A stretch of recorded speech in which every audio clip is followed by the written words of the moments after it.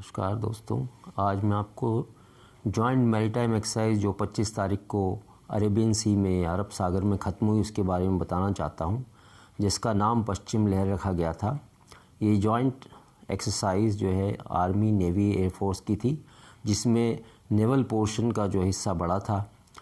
एक joint exercise थी जिसको बैटल ड्रिल को ट्राई करने के लिए तीनों फोर्सेस ने इंटीग्रेशन टेस्ट करने के लिए, कोऑर्डिनेशन करने के लिए और ड्रिल को दुरुस्त करने के लिए इसको किया। ये एक्सरसाइज 20 दिन तक अरेबियन सी में चली। इसके अंदर मुख्य युद्ध अभ्यास करने के लिए नेवी के करीब 20 शिप और सबमरीन ने भाग लिया।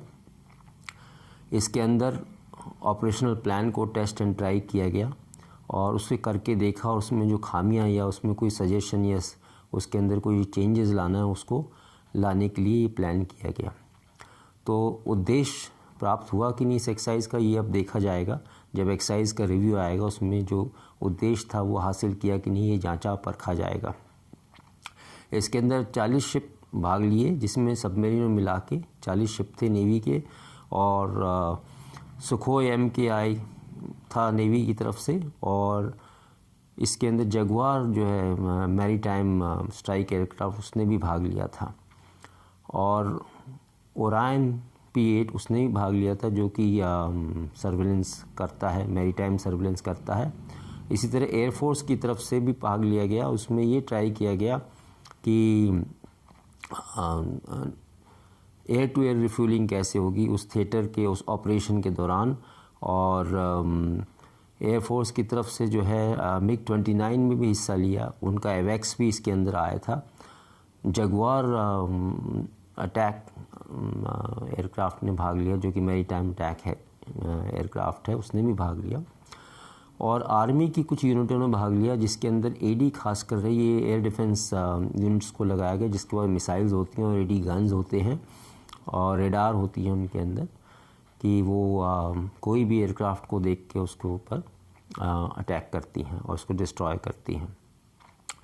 तो इस तरह से एक कॉम्बिनेशन आर्मी, नेवी, एयरफोर्स के कंपोनेंट का हुआ। साथ ही साथ इसके अंदर कोस्ट गार्ड को भी शामिल किया गया, जिसके साथ जो है बैटल ड्रिल बताई गई कि कैसे करना है, क्योंकि पीस टाइम में जो है कोस्ट गार्ड प्रोटेक्शन करता है और चौकसी करता है हमारी समुद्री सीमाओं की, और मिनिस्ट्री ऑफ डिफेंस के अंडर में आता है, एक पैरामिलिट्री फोर्सेस है। तो ये जो है बैटल ड्रिल की गई उस कॉन्सेप्ट को टेस्ट करने की, जो कि थिएटर कमांड कॉन्सेप्ट जो है, मॉडल जो है, आपको याद होगा पिछले सीरीज जो स्वर्गीय रावत थे उन्होंने इस कॉन्सेप्ट को डेवलप किया, और उसी कॉन्सेप्ट को आगे बढ़ाते हुए इस तरह की एक्सरसाइजेज हो रही हैं, जिसमें थिएटर कमांड कॉन्सेप्ट को ट्राई किया जाता है, उसकी बैटल ड्रिल को टेस्ट किया जाता है कि आगे आने वाले समय में क्या उसमें खामियां हैं, उनको ठीक किया जाए और दुरुस्त किया जाए और आगे ऑपरेशनल प्लान में उनको ढाला जाए। तो आपकी सूचना के लिए मैं बता दूं कि अभी तक जो है 4 इस तरह के थिएटर कमांड प्लान किए गए हैं, जिसमें से 2 लैंड वॉरफेयर के लिए, एक मैरीटाइम वॉरफेयर के लिए और एक एयर वॉरफेयर के लिए। तो इस तरह से जो है 4 कमांड प्लान की गई है, जिनको मूर्त रूप में अब उतारा जा रहा है।